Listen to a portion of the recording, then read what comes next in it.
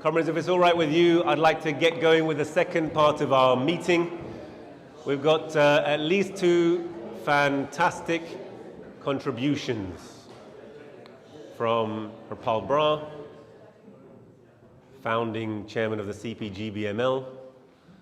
And first of all, I would like you, after I finish speaking, to put your hands together for Comrade Steve Suini. Steve Suini is the international editor of the Morning Star, or one of them. He has got personal experience of having traveled to the Ukraine, visited the Ukraine. There are a lot of people who say you are not entitled to speak about something unless you have direct first-hand experience. And I can understand why that is. Of course, with world politics, you can't have direct first-hand experience of every struggle and every conflict in every corner of the globe, and yet you can have enough political knowledge and insight and information to give really very accurate analysis and commentary from afar, even when relying on hostile sources of information. So we should be wary of that as an argument. It's often one that imperialism uses to silence its critics. Nonetheless, it has been invaluable to have certain voices who do have clear, truthful, and direct first-hand experience of what is happening to weigh that in with our overall analysis. And it's very much in this vein that Steve speaks here today in a personal capacity, but we welcome him to this Workers' Party and CPG-BML event. So please give a warm round of applause for Steve Suini.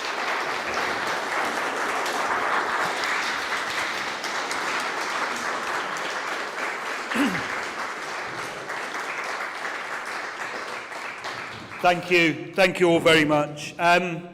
We had the Chinese ambassadors here earlier, and I wanted to start really by paying my respects to them, but also to those that lost their lives in the NATO bombing of the Chinese embassy in Yugoslavia, which took place 23 years ago yesterday.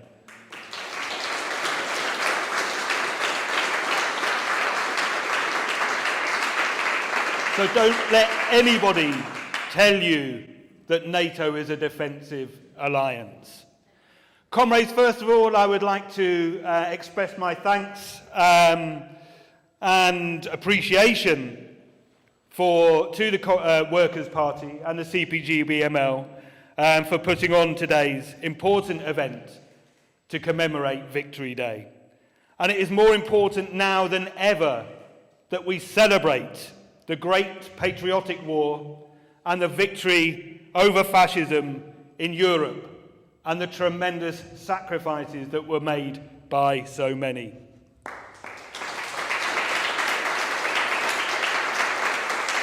In the words of the great American writer Ernest Hemingway, anybody who loves freedom owes such a debt to the Red Army that it can never be repaid.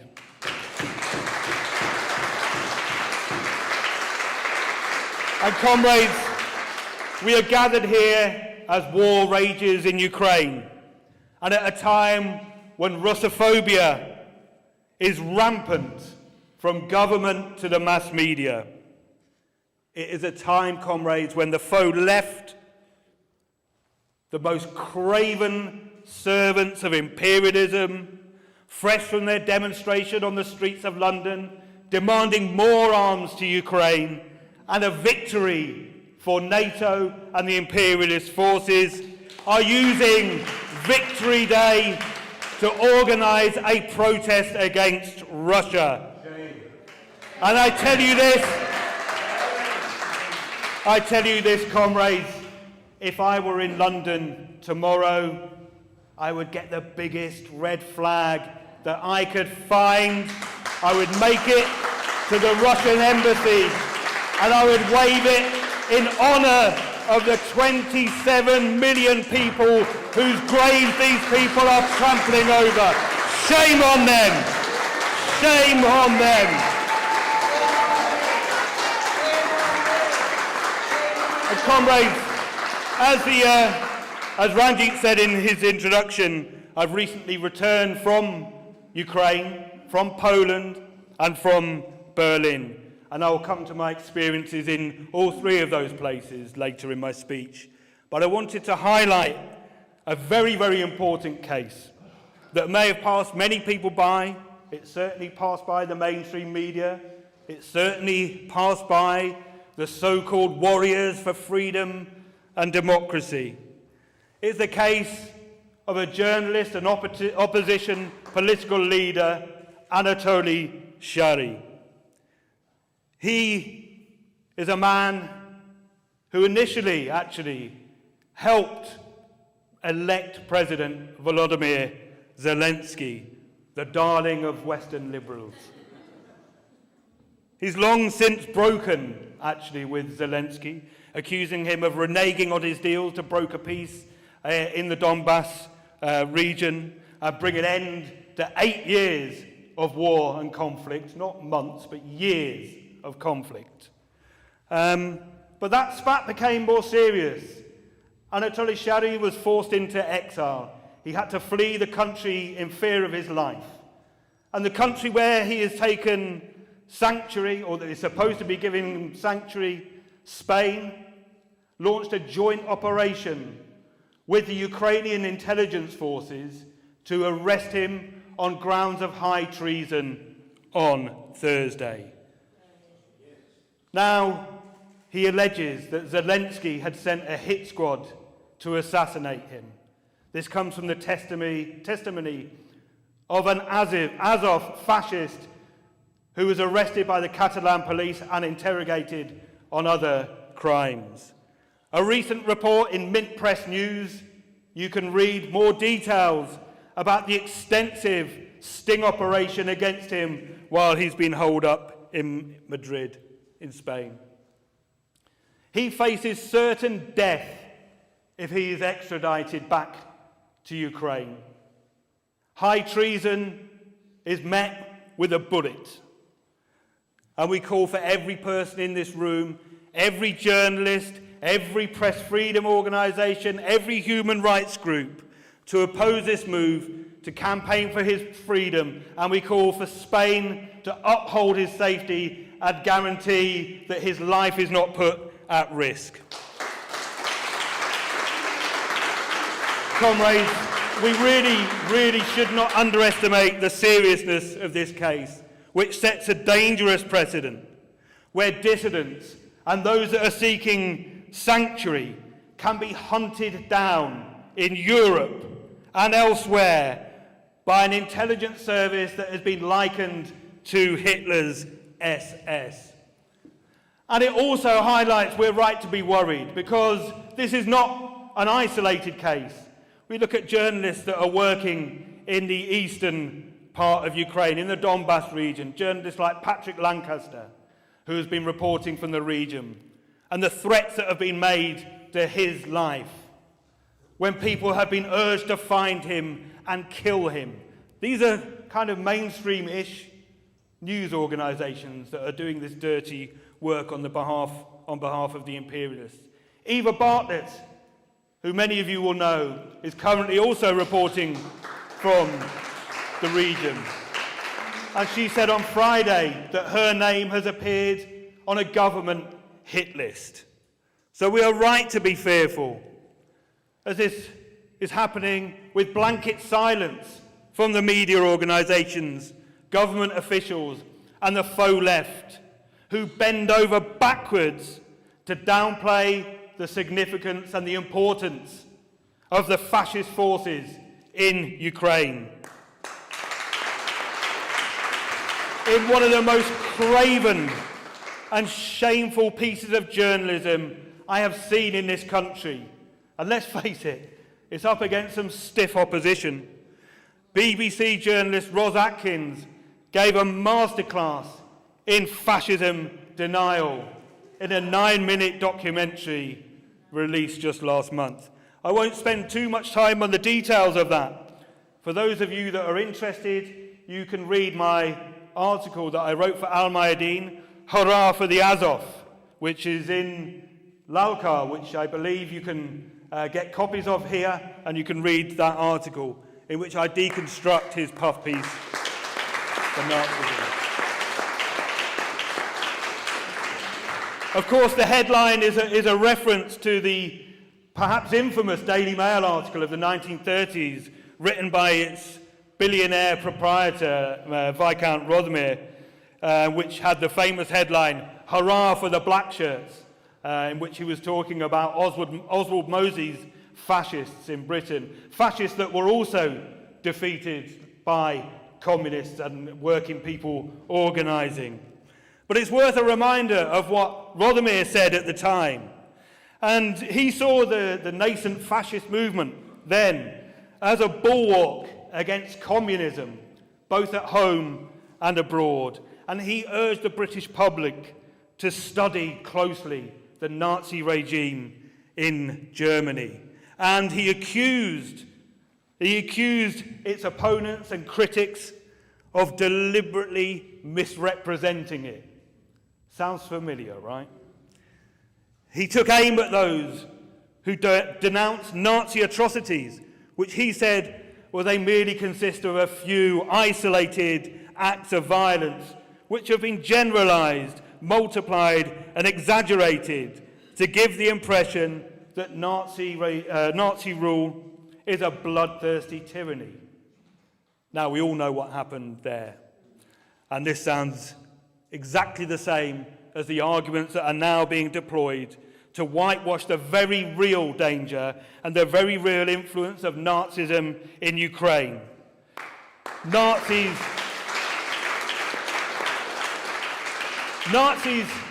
The Nazi forces of the Azov Battalion and the Azov movement, which by their own admission seek world domination and are being armed to the teeth by Britain and the West.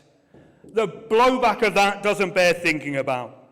But of course, the West couldn't care one jot about this. It's using Azov as its proxy force, as we've seen in Syria and elsewhere. An imperialist battering ram against Russia, but also behind Russia is China. And this is really what the war is about, in defense of a unipolar world. So let's also remind ourselves of the pernicious role of the European Union in paving the way for the purges of the left and the anti-communist assault that has swept across Ukraine since the Maidan coup of 2014. And of course, this is where the war started, not weeks ago, according to the Liberals. But in 2019, the European Union passed a motion that can only be described as a grotesque falsification of history, equating communism with Nazism. And it used Nazism, by the way, not fascism. It used Nazism specifically, and called for the destruction of statues and monuments and the renaming of streets. And this led to an orgy of anti-communism in Ukraine, the tearing down of statues of Lenin, the statue in Lviv, where I was, the statue of the commander of the Taras Shevchenko Brigade, who fought against Franco's forces in Spain, has been torn down. The Communist Party of Ukraine has been banned, its members and leading officials persecuted and jailed, and its newspaper outlawed. And to their shame, the Labour MEPs, to a person, voted in favour of this ultra-reactionary motion, playing their role as the useful idiots of imperialism once more. Shame on them. Now, thankfully, in my view, we have left that neoliberal economic bloc. But one of the MPs that spoke in that debate, Julie Ward, is now one of the leading lights in the Arm Ukraine Brigade, the pro-imperialist Ukraine solidarity campaign. And these people are a stain on the 80,000 Soviet fighters that gave their lives in the Battle of Berlin, where they broke the back of the Nazi war machine. And I paid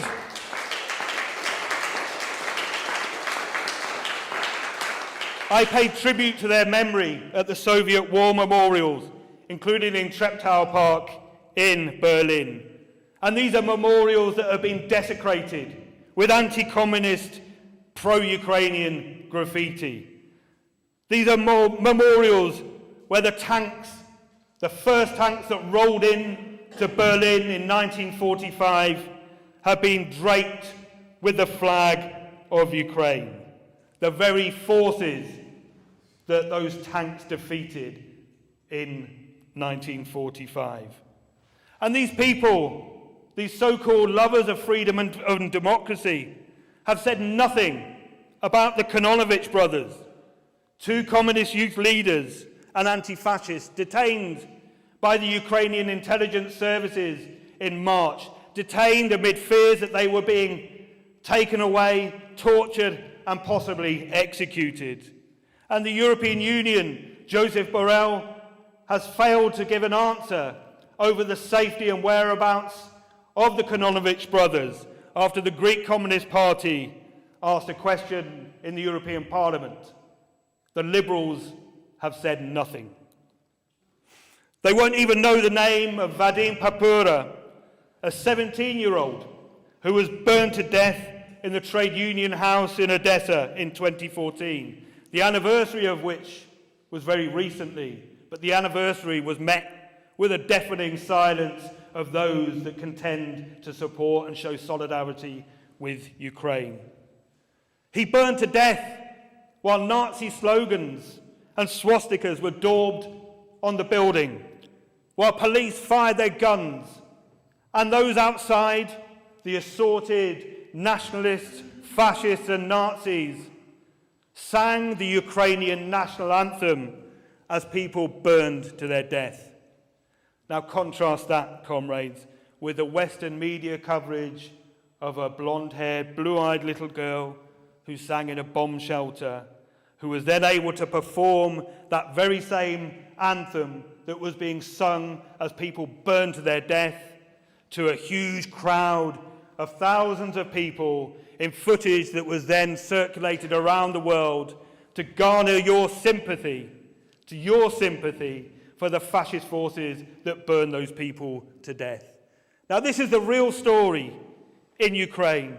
It's a story of media manipulation that is trying to portray this in simple terms as a battle of democracy over dictatorship, good versus evil, where they want us to believe that the powers responsible for destructive wars in Iraq, in Afghanistan, in Syria, in Libya, the same forces that have funded death squads across Latin America, in the north of Ireland and elsewhere, are the good guys. And you may not have seen, the Reuters report.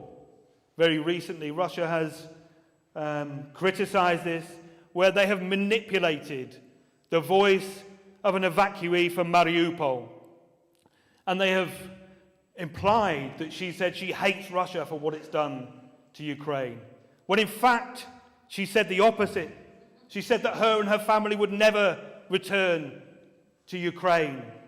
They would only return to an independent, autonomous Donbass, where the rights of Russian speakers are protected. This is a story that I've heard many times in Ukraine from people that have fled from the east, which I will come on to later. But we shouldn't be under any illusion that this is a proxy war between NATO and Russia. Anybody that tries to tell you otherwise is lying to you. It doesn't stand up to scrutiny, comrades. And the truth about what's happening inside Ukraine is far worse than the reality that the Western media would have you believe. Now, as a journalist, I've been into many war zones, many conflict zones. I was recently in Iraq, where I had to smuggle myself into a war zone. underneath of a car when, incidentally, we were being bombed every day by NATO. NATO bombs were dropping on civilians. NATO chemical weapons were being used. Hospitals there have been bombed. A UN-administered refugee camp bombed by NATO's second largest army. Of course, to global silence. But it's pretty standard NATO tactics. I mean, this is what they do in every country, in every intervention across the world. They're bombing for peace. But this time I entered Ukraine. For once I tried to enter Ukraine legitimately.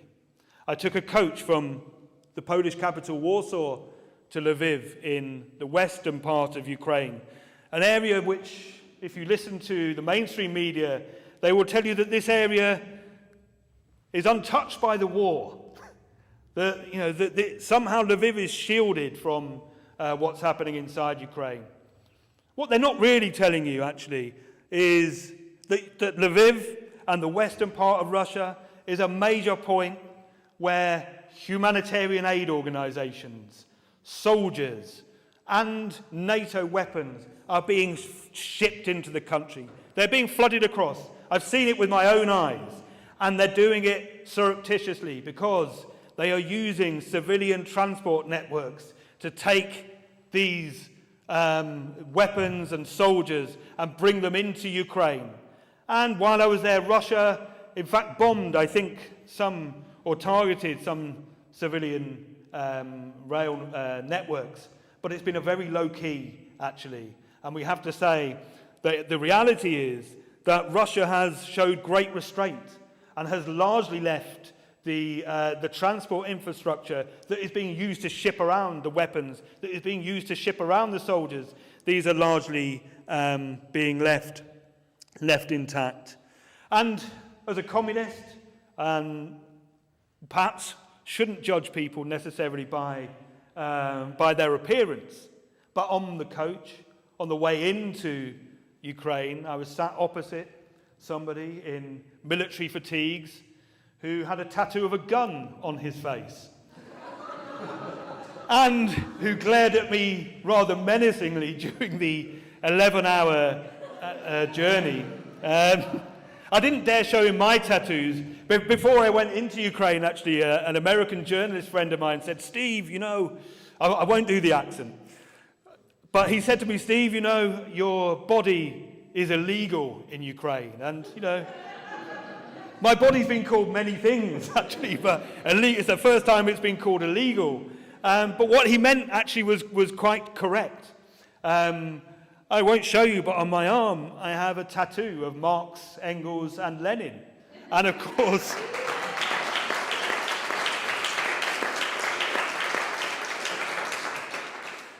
I'm very proud of my tattoo, but I'm also not stupid. So I made sure that I packed lots of long-sleeve shirts and tops so that I could avoid displaying my tattoo. But it was, this is a serious issue because whilst my tattoo of Marx, Engels, and Lenin, heroes of the communist movement, heroes of the working class, are banned, of course, tattoos of swastikas, tattoos of Adolf Hitler, and tattoos displaying any kind of Nazi insignia are absolutely fine. And Lviv, you'll see the pictures in wherever, the BBC or any of the identikit reports that you watch on your television screens or read in your newspapers, and you'll see, oh look, these lovely Ukrainian people, life is carrying on as normal, they're not affected by the war. What they don't show you is that the city is in fact awash of people like the man with the gun tattoo on his face. It is awash with people in military fatigues. It is awash with these faux humanitarian rights organizations that are supposedly there delivering aid.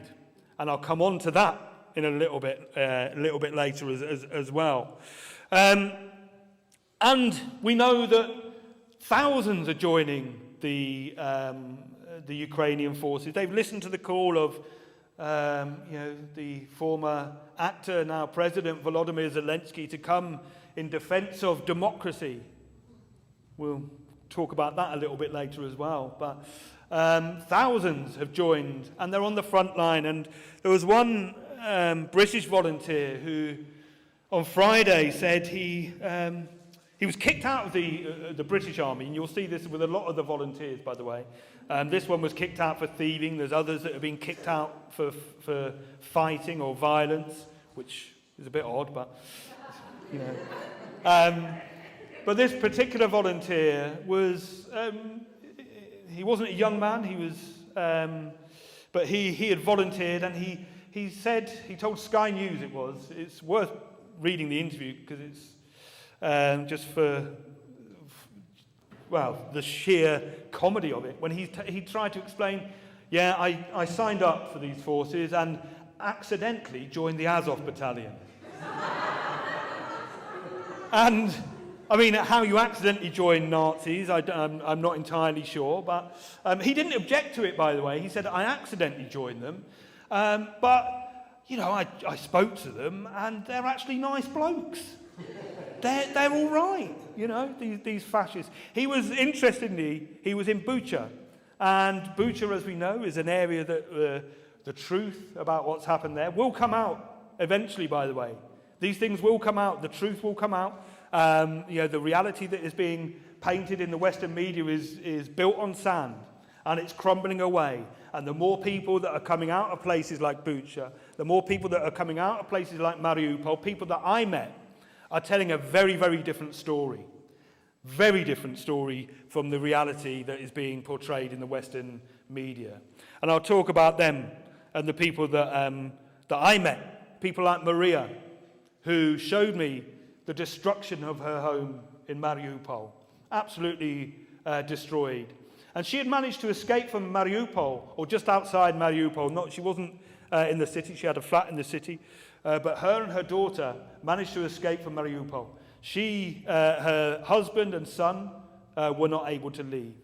And she told me, she spoke in broken English, but we could understand each other. And she told me that she was not afraid of Russia. She wasn't afraid of the Russian forces. The Russian forces, she said, were giving them food, and were giving them water, and were offering them shelter and sanctuary. This is what she said. And she said that the people that they were terrified of were the Ukrainian armed forces, the fascist forces that she said have terrorized that region and her city, not just for the last 2 months, 3 months, or however long it is, but for the last 8 years. 8 years.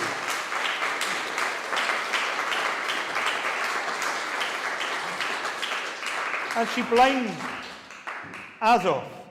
She used Azov specifically, and she said it was them that had destroyed her home. The Azov battalion were the people that were firing on them. She said when they tried to flee, the siege of Mariupol that everyone's heard about, she told me that when she tried to flee and her family tried to leave the area because it was being bombarded and you know, the situation was pretty desperate there, she said that they were told if they would leave, we will shoot you. Now, who was it that said that they would shoot them? It wasn't the Russians, but it was the Ukrainians. And it was the fascists that she said they were being held as hostages in Mariupol by the fascist forces. And I heard this many times, actually. Another woman, Nina, said again the same thing. She said she wasn't afraid of the Russians. She said that it was the Ukrainian armed forces that were killing and torturing people. Now, I spoke to her about the reason that I went to Ukraine. Really, was there was a number of stories that I was chasing, a number of things I was looking up for, and we spoke about a dungeon. You may have heard about it. I think the mainstream media reported it probably about 10 lines into a story about something else. But this is quite a bit major story. In the early weeks of the latest round of the conflict, that the Russian forces found a dungeon, a torture dungeon, a Nazi torture dungeon. I reported it in the Morning Star. I didn't recall seeing it anywhere else. But it was called the Bibliothek, or something similar along this line. It means library. And she said, yes, that this is true. that this is something that exists or existed at the airport in Mariupol. And she told me that she knows many, many people that she knows that have disappeared, that have been tortured there, that have never returned. And this was going on for years. And there's a few stories, that we were hearing about forced disappearances. This is the reality, particularly in the eastern part of Ukraine.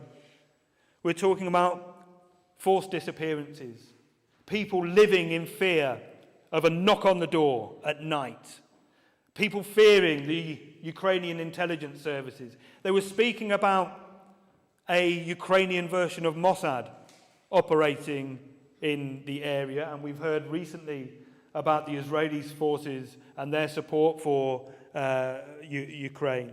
People being kidnapped, fear of their neighbours. I mean, they're now talking, they're drawing up lists of undesirable people that they deem to be pro-Russian.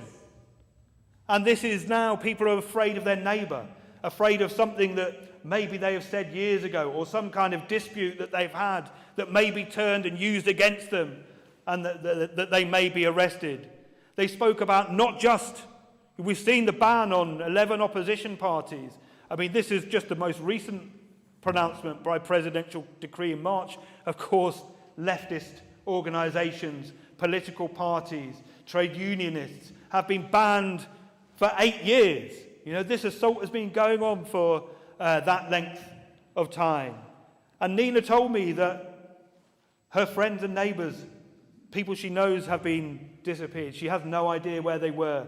And she very much doubts whether she will see them again, because the regime is brutal. People are terrified. People are getting shot dead. They're being accused of being traitors. This is the latest thing. High treason and traitors. Hundreds of people. We don't know the figure. She said something like 400 or 500 people, she thinks, have been subjected to this, as the Ukrainian intelligence services, as I said earlier, compared to Hitler's SS, are using the pretext of war to snuff out and eliminate opposition, to snuff out and eliminate the left there. Shooting dead one of their own peace negotiators. I mean, this was something, again, this has passed virtually without comment in the Western press. Imagine that. He was sitting around a table one day negotiating a peace deal. A few days later, shot dead as a traitor. Why was he shot dead as a traitor? Because he was negotiating for peace. And of course, we know that NATO, we know that Britain, we know that the United States don't really want peace. That this is...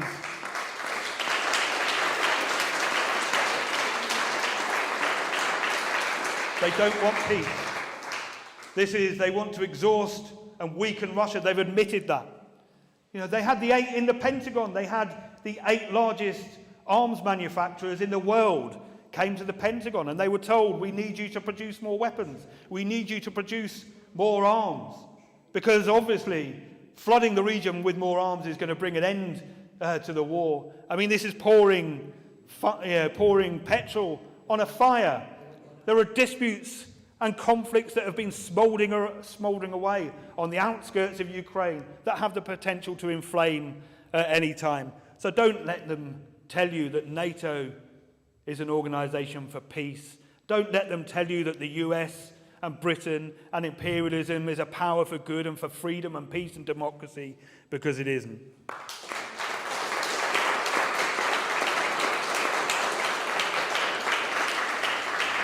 There's a number of stories that I'm working on that I can't really go into detail about right now, because my investigations are still ongoing.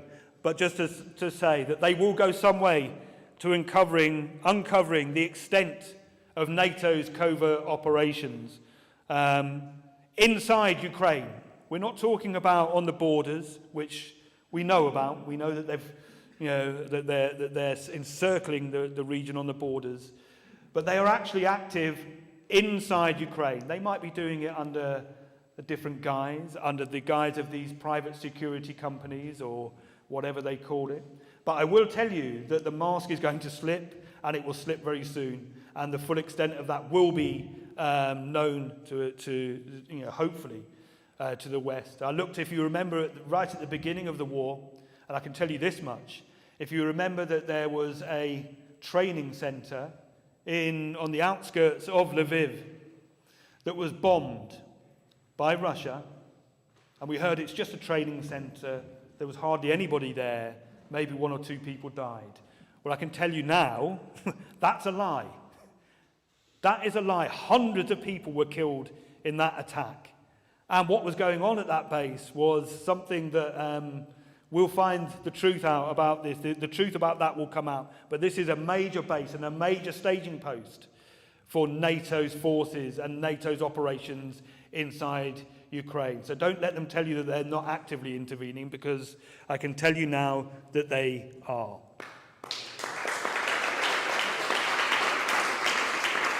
Another organisation, comrades, that is working inside Ukraine, a story that broke in Al-Mayadin earlier this week, again ignored by the Western media. But this is a story about the establishment of a Ukrainian White Helmets, which is led by a former YPG fighter from from Syria, with alleged links to the British and the US intelligence services. Now, of course, this slick humanitarian aid organisation is given free rein inside Ukraine. It's given free rein to train the police, to train soldiers, to train security forces. And it says on its website, you can check it out, it is committed to fighting against the enemy, indicating that it is not really a humanitarian organisation after all, but that it plans to engage in some kind of combat against Russia. Now, most sickeningly, the name of this humanitarian organisation, I use the term very, very loosely, is the Nightingale Squadron. Now, this might have some, seem innocent or innocuous enough, but it has chilling connotations for the people of Lviv. The Nightingale Battalion, the Nightingale Battalion, was a Nazi force founded in 1941, and it came under the control of Stepan Bandera's Organization of Ukrainian Nationalists. Most of its members went on to form the Ukrainian Insurgent Army. 14 of them joined the SS Galicia Division in 1943. The SS Galicia Division was the slogan that was daubed on the House of Trade Unions while the people were burning inside. And this unit was responsible for the death of thousands of Jews over a 4-day period between June and July 1941. And it is their descendants that still hold power and influence in Ukraine today, as the myriad of far-right forces that the Western liberal media will have you believe don't actually exist. But interestingly, as an aside, they keep telling us, the Azov and Right Sector and all these far-right organisations, they're really not very influential in Ukraine, and there's not many of them there. Yet, interestingly, for a force that has very little influence, the BBC manages to seem to find them for every single piece to camera that it does from the region. I mean, astonishingly for such a force that has no influence. But yeah, my experience in Ukraine, again, was interesting. I met many people, as I've explained earlier, and they begged me to tell their stories and to be their voice, because they know what is happening. They know what's happening on the ground, but they also know what is happening in the Western media that is not telling the truth about what's happening in Ukraine. This fairy tale fantasy, by the way, for Western consumption, that somehow Ukraine, plucky Ukraine, is winning the war against Russia, and that Russia is failing, that Russia didn't take Kiev like it planned to do so and install a puppet government there. Everybody knows this, according to Owen Jones and the Western liberals. But in fact, the inverse is the truth. Russia is achieving all of its objectives in Ukraine, and that is very clear. That is very clear. And despite the millions or billions that is being thrown at Ukraine in terms of arms and weapons and soldiers, that is in reality just propping up the military-industrial complex and the profits of the arms companies, and in fact evading the very real and deep economic crisis that is being faced across the Eurozone and in Britain, and the crisis of capitalism. That's what this is, again, we have to remember that's what this is about. Despite all of this, Ukraine is not winning the war, and also, Ukrainians I've spoken to outside of Ukraine. I was in Warsaw, the capital of Poland, and I met some anti-war activists I thought were very brave, in fact, that because Poland is not a happy place for the left. It's a very right-wing administration, and they were leafleting against the war in Ukraine in an area where there are thousands of Ukrainian refugees that take to the streets. They were leafleting in that area. But rather than being met with hostility from the Ukrainian refugees were taking their leaflets. The Ukrainian refugees supported their demands and turned out on a demonstration against NATO and against militarization.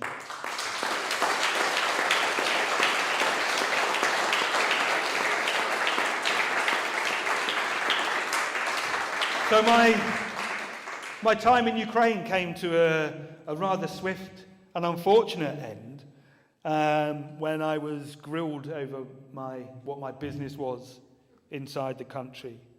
And they knew I was a journalist. They knew quite a lot about me, actually.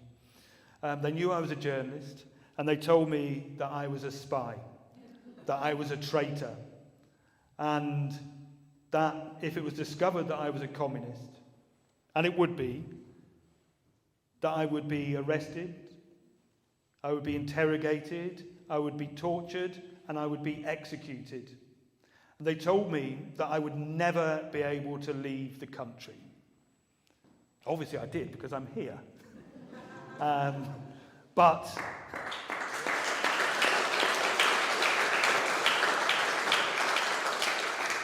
I won't go into the detail of how I managed to get out of the country, because it probably wouldn't be a sensible thing of me to do, but I managed to disguise myself, and I left. I was mistaken for a Ukrainian refugee. I was given a food package. I made sure that I stayed incredibly quiet until I managed to get on a train. I made my way to Berlin. As I got to the border, the German border, the armed police entered the train, and I don't think they were there just for me. They came on and they were checking passports. But most people, they weren't interested in, but when they came to me, they grilled me and they asked me questions about why I was going to Berlin, where I'd been, who I was seeing, how long I was staying for, what was the nature of my business, this kind of thing. And I had a few kind of moments where I thought, this could be a bit of trouble. This trouble kind of follows me around a little bit. I was in jail in Mexico last year at the behest of the United States, and the year before, 2 years before that, I was jailed with ISIS in Turkey, and they decided I was a threat to national security and deported me after threatening to kill me again as well. So I don't have a lot of luck with security forces.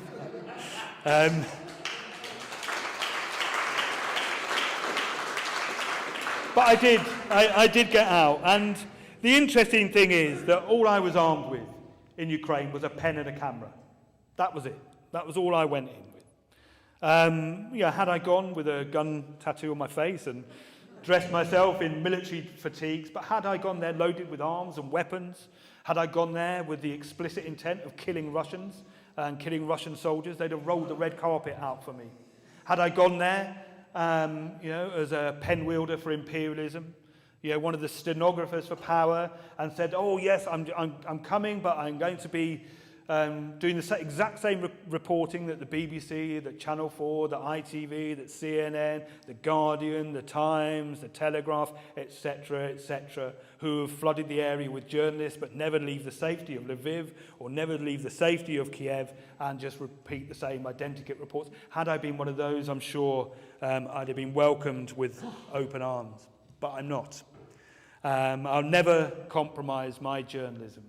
As a journalist, it's our job to shine a light into dark places and expose the truth, no matter how difficult or how uncomfortable this may be. But what we're seeing is a desperate attempt, and I say desperate because it's now becoming increasingly more desperate, attempt to control the narrative. Media organisations in Ukraine are shut down. Leftist parties are banned. Opposition figures arrested, tortured, jailed and even killed.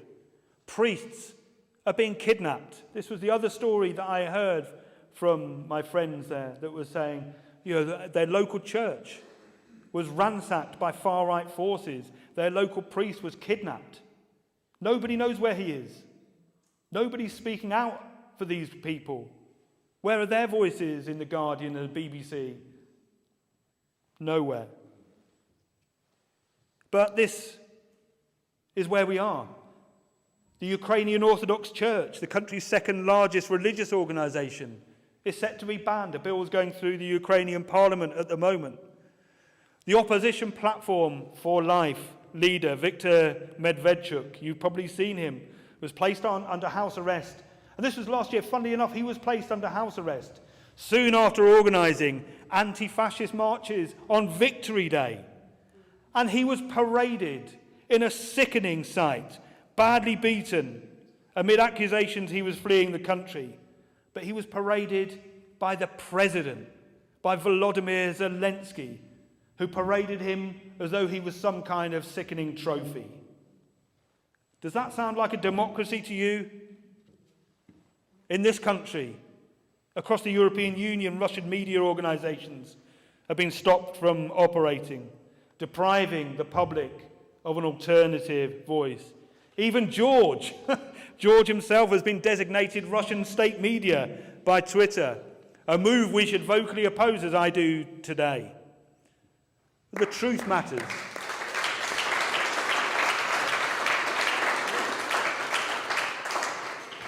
But the truth matters, comrades, and the West, I'm afraid, is being sold a pup. And as communists languish in Ukrainian dungeons, being subjected to torture and who knows what kind of treatment, or even if they are still, in fact, alive, it is right that today we pay tribute to the role of communism in defeating fascism.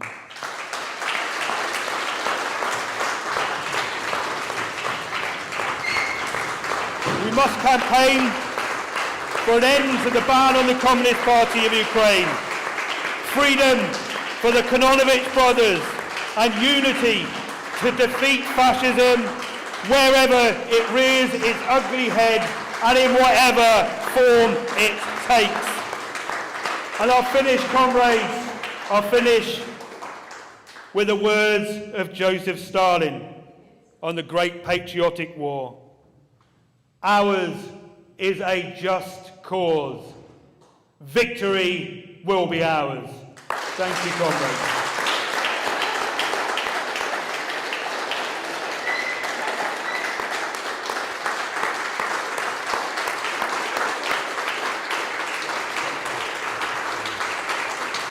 Would you mind staying here? Yeah, of course, yeah. I'm here.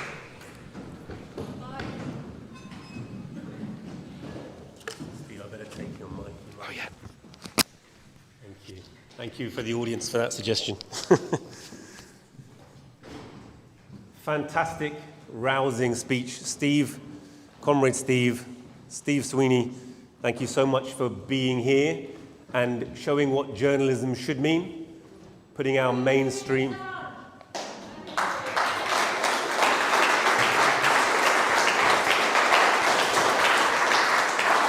putting our mainstream media really to shame. A member of the audience you may have heard shouted, freedom for Assange, I think that's what she said. Yes. But if you need...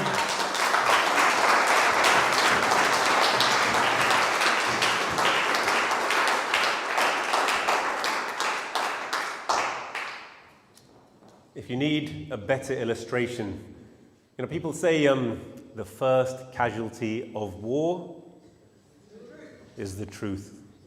But of course, even between the wars, we're fighting little wars. And even between the big lies, we have the little lies. It's become such a generalized state of mass information. There is, in fact, a continual information war, a continuous psychological operation that's being waged against the working class of all nations, but particularly in the heartlands of the imperialist nations in Britain, in the European Union countries, and in the United States. That's why they talk about world opinion, meaning NATO imperialist policy, with great aplomb, and we all kind of have acquiesced to it to a degree because it's all we're surrounded by, as you say in the identikit reports.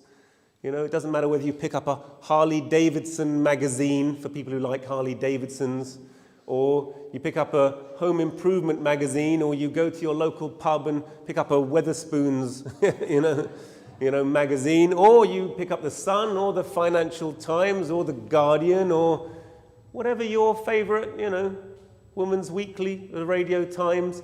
Doesn't matter what you pick up. The freedom of the press, we're told, is exemplified by the fact that this fourth estate has a plethora of journals. You can plug yourself into your podcast and not speak to a person all day.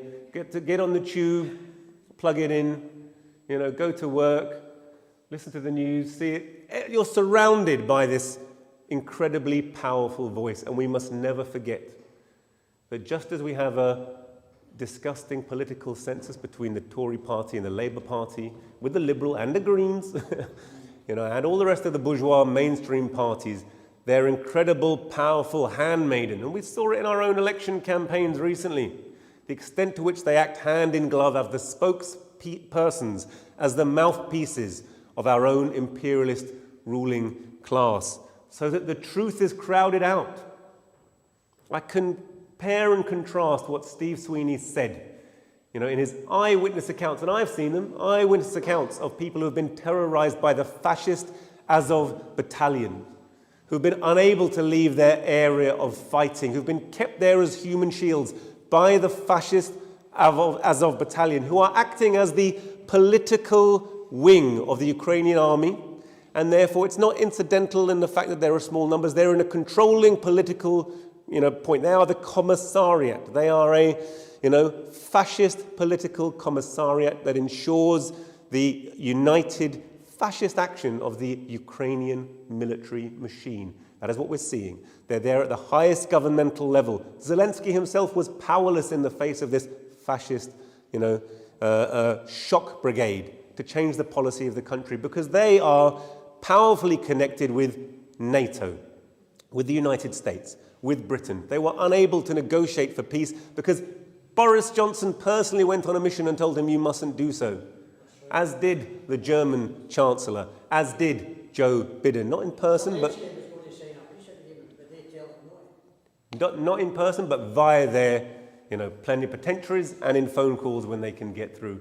This is NATO's handprint all over it. NATO has intervened in Ukraine. NATO has de facto taken over Ukraine.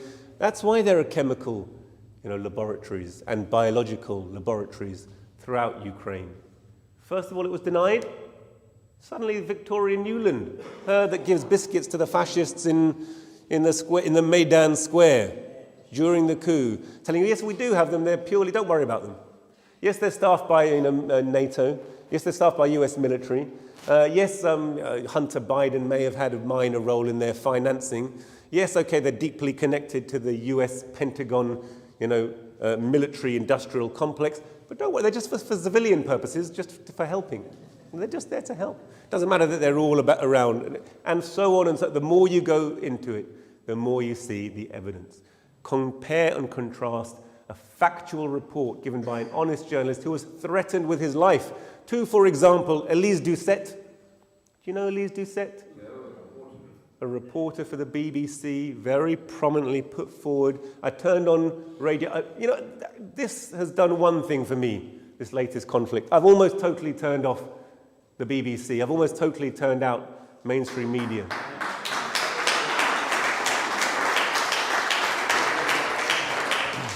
You can't do so absolutely because you have to be aware of the narrative they're spinning in order to counter it. But as a source of even remote, the lies and disinformation are continuous.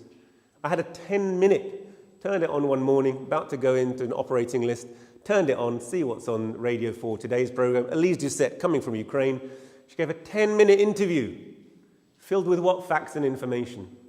She went to a coffee shop called the Oz Coffee Shop in Ukraine by nice middle-class people, just like you and I. White European people was the kind of implication. They enjoy a nice cup of coffee. They have cultural links with Australia. They're just like us. We'd probably go to a similar coffee shop like that. And they're having nice coffee, and they're people who are a bit worried about what's going on. But, you know, they're all very supportive. And now the nice thing is they've turned their coffee shop into a station of solidarity with the armed forces of Ukraine. And little by introduction, they show you the human face of the fascist force of this war. You know, so actually no information, total absence of information, total sympathy piece, trying to wring our hearts and say, aren't we just like the poor Ukrainian fascists fighting Russia, without any context, any history, any real information.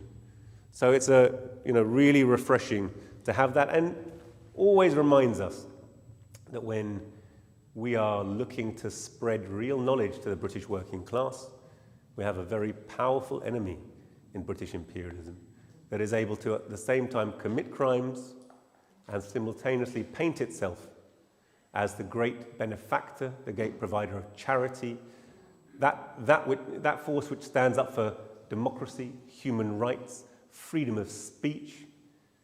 We just must be aware and make sure that others are aware of the vast gulf that separates the words from the real deeds,